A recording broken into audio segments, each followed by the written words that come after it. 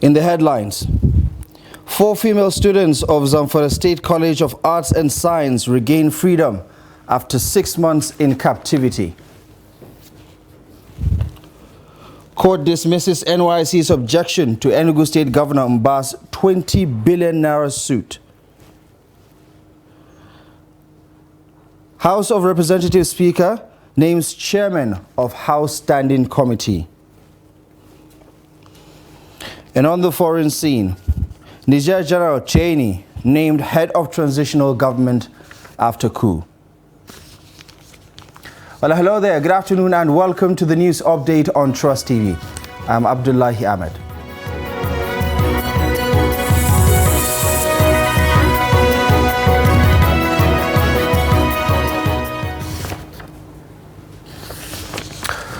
We begin the update in Gusau, where the 4 kidnapped female students of Zamfara State College of Arts and Science, Gusau, have regained their freedom after spending 6 months in the kidnappers' den. The kidnappers had released 2 video clips at different periods in time in which the victims were seen crying and appealing for help from the government to secure their release. Mother of one of the victims died of shock after watching the first video clip. They were kidnapped along Bimining Magaji Laura Namoda Road in January 2023 while returning from a wedding ceremony. The State Police Command confirmed that they were rescued by security operatives after an operation in the state.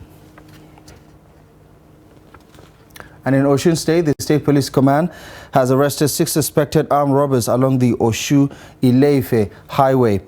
At the police headquarters in Oshobo, one of the suspects says the struggle to feed and survive forced him to join the robbery gang. Here's Hamid Oyegbade with the rest of the story. According to the command, policemen attached to Oshu Divisional Police Headquarters engaged the robbers in gun duel after receiving a distress call that armed robbers were robbing motorists on the Oshu-Ile-Ife highway in the midnight. The policemen, the command noted, overpowered the armed robbers and arrested some of them, while others escaped into the bush with bullet wounds. We went back to the drawing board, and the vigilante group, we set them out, and they were able to gather good intelligence for us to operate on. And to God be the glory, just last week, it was an operation carried out throughout the night on Saturday to Sunday night, where we were able to apprehend some of these highway robbers, and we did arrest 2 of them. One with bulletproof. One of them initially, the case was transferred to the anti-kidnapping section of the command. At the end of the day, we were able to arrest 6 of them. The suspects in custody confessed to the crime, with many of them saying that joblessness and the struggle to feed and survive forced them into joining robbery gang. What comes to a man is equals to a man that should try and work with them and find money to eat. Moreover, my wife is pregnant, so I now follow them and flash, and they give me touch. The next day I flash for them. They share some jewelries. I don't have somebody to buy it. That bike man take the jewelries to his house. So I say we will find somebody to sell it for me. The next day was this Sunday that they arrested me.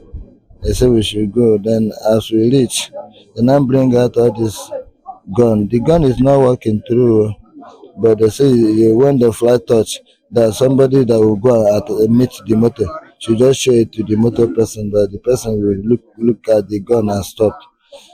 Guns and items stolen from their victims were recovered from the suspects. The Commissioner of Police said they will be prosecuted in court. Hamid Oyegbade, Trust TV News, Oshobo. Now in Gombe State, Fulani pastoralists and farmers in the state are reacting to the state government's plan to reclaim and retrieve all cattle routes and grazing reserves taken over from herders to address the farmer-herder crisis in the state. Gombe State has witnessed some violent farmer-herder conflicts over the past that has claimed lives and destroyed so many properties. Ibrahim Ismail has more. Farmer-herder clash had claimed thousands of lives and properties worth millions of naira in different parts of the country. The crisis has been persistent despite efforts by governments and community leaders. Will this decision to retrieve grazing reserves yield the desired outcome in addressing the crisis? If you acquire your farm legally and lawfully, nothing is going to happen to you. But if you know your farm is encroaching a forest reserve or a game reserve illegally, then you have every cause to fear. So I will assure the farmers that our committee is going to be very honest and objective, and we will listen to them. So all stakeholders listen to them, and then we'll get a very good report for the government. Farmers have been blamed over alleged grabbing and conversion of grazing reserves and cattle routes to farmlands. This is a welcome idea and this is a very good thing. That is what you have been sensitizing and drawing attention and calling to our teaming smallholder farmers to know actually where they're supposed to farm or something of that nature. So if this committee will work aimlessly to address this issue so that our cattle rearers will have their way and also our farmers will have their farmlands to go for their farming activities. Over the years, the Fulani pastoralists have been known for leading herds of cattle from one location to another. Are they willing to minimize movements? Moving with herds of cattle from one end to the other, more than 100 kilometers, 100 miles, should be thought. That is to say, people have to sit down and think about it. We have a big job to do, something that you inherit. For you to change the mindset of someone to move from A to B is a task. Now, the chairman, Northern Governors Forum, wants to use his influence to recommend his idea of recovering cattle routes and grazing reserves to his colleagues as a solution to the farmer-herder conflict. To trace cattle routes that were blocked, leading to perennial and incessant clashes between nomadic herdsmen and farmers in the state. It is now left to be seen whether the decision of the state government will produce any positive result. Ibrahim Ismail, Trust TV News, Gombe. And in Kwara State, a 4-bedroom building and 10 shops were gutted by fire on Thursday at Ile Olola compound in along Esa Junction in Ofa local government area of Kwara State. Reports say the fire destroyed property worth 39.6 million naira. According to the spokesman of the Kwara State Fire Service, Hassan Adekule in Ilorin, the Kwara State capital, a distress call was reported saying that a fire had gutted a compound in Ilola in Esa Junction along Olofa Way in Kwara State. It says the firemen at the scene displayed remarkable skill and efficiency, employing their prowess to contain the fire and prevent its spread to adjacent structures. Hassan says through their swift response and strategic firefighting maneuvers, they successfully reduced the menace of the fire, safeguarding nearby buildings from further damage. Preliminary investigations indicate that the fire was caused by a power surge which ignited the inferno within the building. Now, Justice Inyang Eko of the Federal High Court in Abuja has dismissed a preliminary objection filed by the National Youth Service Corps against Enugu State Governor Peter Mbah's 20 billion naira suit over alleged certificate forgery. In his ruling, Justice Eko held that the provisions of Section 20 of the NYSC Act do not relate to Mbah, as he is not currently a serving NYSC member and an intending one or an employee of the service. At the last adjourned date, the counsel for the NYSC had argued that Mbah contravened the NYSC Act in the institution of the suit. While urging the court to strike out the suit, he said Mbah did not appeal to the president as required by the provisions of Section 20 of the NYSC Act before instituting the suit against them. Now, the NYSC had issued a disclaimer on February 1st, 2023 in response to a request for information on the NYSC status of Peter Mba pursuant to Section 1 of the Freedom of Information Act of 2011. The Nigerian Senate has appealed to leadership and members of the National Association of Resident Doctors to suspend the ongoing strike action in the interest of all Nigerians. The doctors commenced a nationwide strike action following the inability of the government to meet their demands. Here's the report. Senator Yunus Akintunde from Oyo Central, while moving a motion on the matter, said the doctors claimed that on May 19, 2023, they signed a memorandum of understanding with the federal government after a meeting with Senate and House of Representatives Committee on Health, but with little or no action planned on such. He emphasized the need for the Senate to appeal to the doctors to shelve the ongoing strike and resume at their respective duty post, while the Senate would work on how to ensure that the memorandum of understanding signed is complied with. This morning, I listened to the Nigerian Association of Resident Doctors on television, and I think we can marry part of their demands with our discussions here. They made it known that on May 19, 2023, which is this year, they signed an MOU with federal government after meeting with the Senate and House of Rep Committee on Health. The Deputy Senate President, Senator Jibril Barau, expressed concern on the implications of the strike, noting that doctors are key stakeholders in the health sector, noting that there is the need to appeal to them to suspend the strike. We all know that health is life, then there won't be life, or our lives will be in great jeopardy. So I align myself with all that is said in this motion. I align myself to the intendment of this motion because it's very, very, very important that we get our doctors back to work. Otherwise, we'll be in problem. The Senate President Godswill Akpabio said the Senate would take all the resolutions reached on the matter with all seriousness, while he appealed to the doctors to suspend the ongoing strike. Resident doctors will listen to the plea of the Nigerian Senate as met today to end this strike, particularly taking cognizance of the humanitarian aspect of it, the number of lives that are lost. Is their profession is generally to save lives, not to lose lives. National Association of Resident Doctors embarked on an indefinite strike on Wednesday to press home their demand for improved welfare. Staying with the National Assembly, the Speaker of the House of Representatives has announced the names of members to chair the 134 standing committees in the Green Chamber. Abbas made the announcement naming chairpersons of the committees and their deputies on the floor of the chamber during Thursday's plenary session. This is in adherence to the tradition of the House of Representatives, which is in line with its standing rules, which makes provision for the creation of standing committees to oversee the oversight functions of government agencies.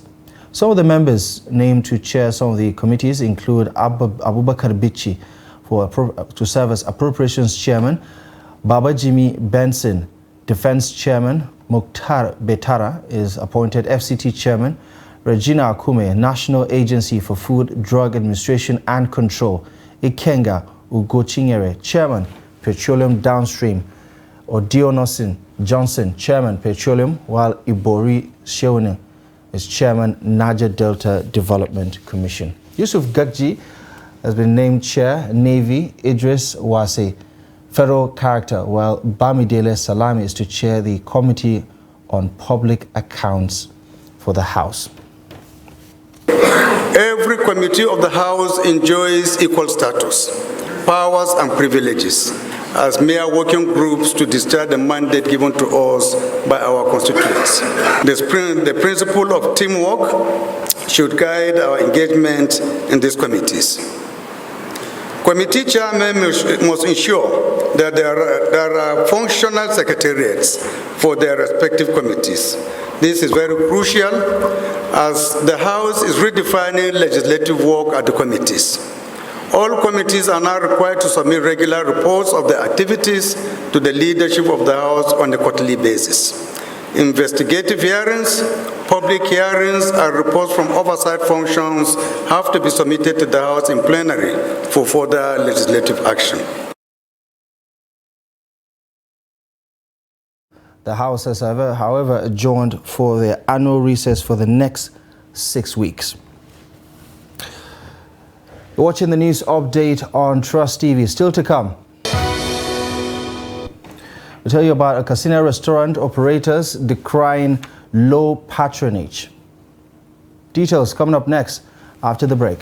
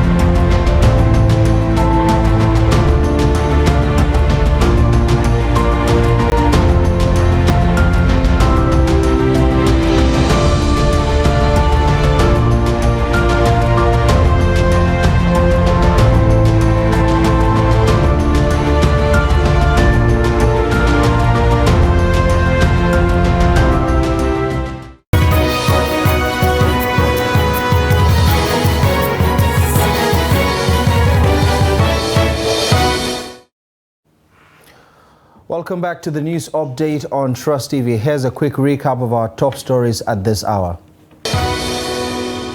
4 female students of Zamfara State College of Arts and Science regained their freedom after spending 6 months in captivity. Court dismisses NYSC's objection to Enugu State Governor Mba's 20 billion naira suit. Moving on to other stories now, cases of sexual and gender-based violence are said to have been on the rise in recent time in Benue State. According to residents, the irrelevant authorities have failed to address significantly these inhuman treatment of minors or the vulnerable, leading to more of such atrocities being committed across board. Jimmy Azande reports. According to residents of Makurdi, no day passes without a case of rape being reported in one part of the state. They condemned the act in strong terms and called for cultural reorientation. In recent times, you hear of somebody raping a 4-year-old girl. It baffles me a lot because there are ladies out there who, as they're ready to offer themselves for money purposes, why not go out there? Someone rapes your mother, would you feel happy? Someone rapes your sister, would you feel happy? So you also feel within you that rape is a very bad offense. And anybody caught in this act should be disciplined. Concerning the situation that just happened here in Benue State, seriously, it's very devastating. Rape is something that is not acceptable in society because seeing what is going on in the society and how people and what guys have been doing to young. And while adults engage in rape, some said the act is connected with certain rituals in most cases. It's very bad and it's not a common thing that we should just look at it as a mere issue because it's something that is not ordinary. It is a ritual thing. Some of them do it because of their ritual obligations, that it is what they have to do. Policymakers in the education sector are urged to incorporate sex education into the school curriculum. The government is neglecting this thing. You see, at a point, I feel we should be able to incorporate sexual education or sexual enlightenment as part of the educational curriculum, maybe at the secondary level. And then it's not even bad because of this prevalent, it's becoming an issue of concern. So it's not even bad if you are able to incorporate it as part of the GSTs in tertiary institutions. For many, a lot needs to be done to reduce cases of rape in the state and society at large. Rape is against humanity, and no one should encourage it. Parents should rise up against rape, teachers should talk against rape, and everyone should come together to erase that. people caught in the act of rape should be brought to justice. Mixed reactions greeted Makurdi town on Tuesday, following reports of a 43-year-old man who raped a 4-year-old girl in the North Bank area of the town. Jimmy Azande, Trust TV News, Makurdi. And in Katsina State, restaurateurs may be forced out of the business due to low patronage in the sector that has been experienced following the high cost of food items in recent weeks.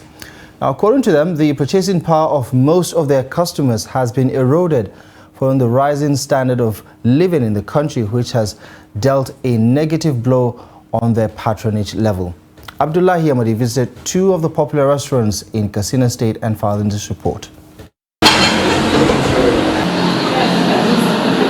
This is the worst time ever for these restaurant operators, who say the struggle to remain in the business is making them run at a loss. With the high cost of food items and other ingredients amidst debt-ridden civil servants struggling with economic adversity, restaurant business is no longer lucrative, according to the operators. On a regular business day prior to the present challenges, these restaurants will have no empty seats, but their presence now means the purchasing power of many has gone down. So sometimes you cook food and at the end of the day, your expectation is not really, and your target, you are not able to meet up because of the situation at hand. The customers are not having the money to come and buy our products. And some also, they will come, when they had the price of things, they will they can't afford, they can only get the little they can't. It affects the business, it affects the sales of the days. Fuel subsidy removal and the subsequent increase in the price of petrol further compounded the already difficult situation of the restaurants.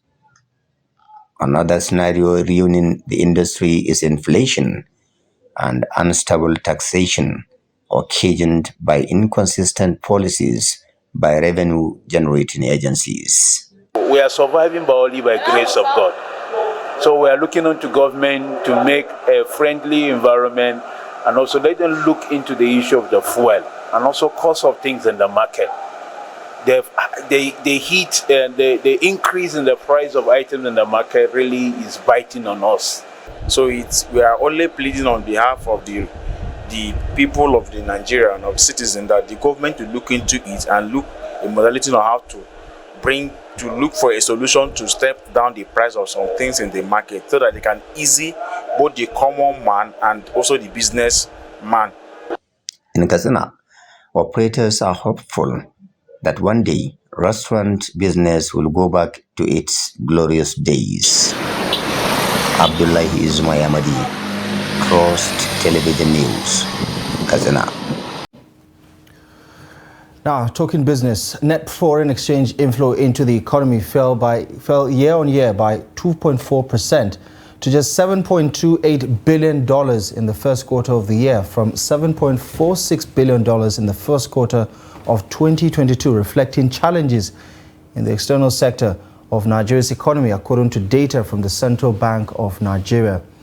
Now, similarly, the forex outflows dropped year on year by 10% to 9.8 billion naira from 10.9 billion naira in the first quarter of 2022. Inflows through the CBN fell year on year by 7.04% to $7.1 billion in the first quarter of 2023, which was down from $7.6 billion in the first quarter of 2022. However, outflow through the CBN rose year on year by 5.35% to $8.85 billion from $8.4 billion in the first quarter of 2022.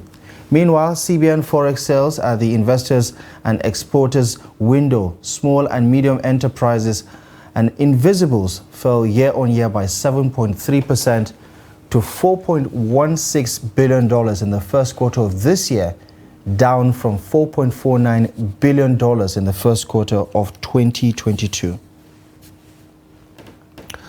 Let's take a look at developments on the international scene, and we begin in Niger as head of Niger's Presidential Guard, General Abdurrahman Chani has emerged as the head of a transitional government in the West African country just 2 days after his unit overthrew democratically elected President Mohamed Bazoum. He made the announcement on television on Friday through the state-run TV station, referring to himself as, quote, President of the National Council for the Safeguard of the Homeland. The 62-year-old general also says the intervention had been necessary to avoid, quote, the gradual and inevitable demise of the country.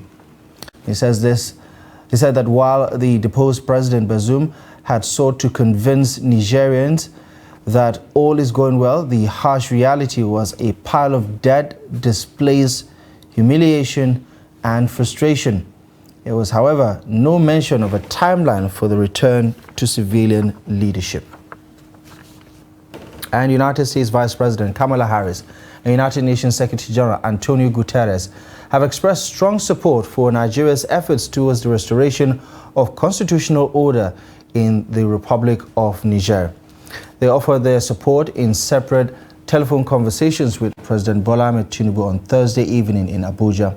According to a statement by the president's spokesperson Dele Alaki on Friday, the United States Vice President also confirmed the conversation with the Nigerian leader in a post on Twitter. According to the Nigerian presidency statement, the two leaders also commended Tinubu, who is also the chairman of the ECOWAS Authority of Heads of State and Government, for spearheading the peace moves. In her telephone conversation with President Tinubu, at the instance of the United States authorities, Vice President Harris was said to have praised the reform initiatives of the federal government, urging the country to continue in this direction. In his response, President Bola Ahmed Tinubu thanked the Vice President for her call and for her words of encouragement on the efforts taken so far on Nigeria's economy. The President added, quote, the developments in the Niger Republic dampens spirits. Talking sports now, Victor Osimhen and Napoli are close to reaching an agreement on a new contract. According to Sky Sports Italia, both parties are working on the final details of the contract. Osimhen will sign a new 2-year contract which will see him contracted to the Metropolitano until 2027. A release clause close to around 150 million euros will also be inserted in the new contract. Napoli president reportedly wanted to insert 200 million euros release clause in the contract, but seems to have bowed to pressure from Osimhen's camp to lower it. The Nigerian international was a subject of interest from Manchester United, Chelsea, Paris Saint-Germain and Bayern Munich this summer. The 24-year-old was the top scorer in Serie A last season with 26 goals and from 32 games. Well, that's it. You're up to date with the latest news stories at this hour. Thank you most kindly for joining us. Feel free to follow us across our social media platforms for more content, and for more news, you can visit our website, trusttv.com. My name is Abdullah Ahmed. Thank you for watching.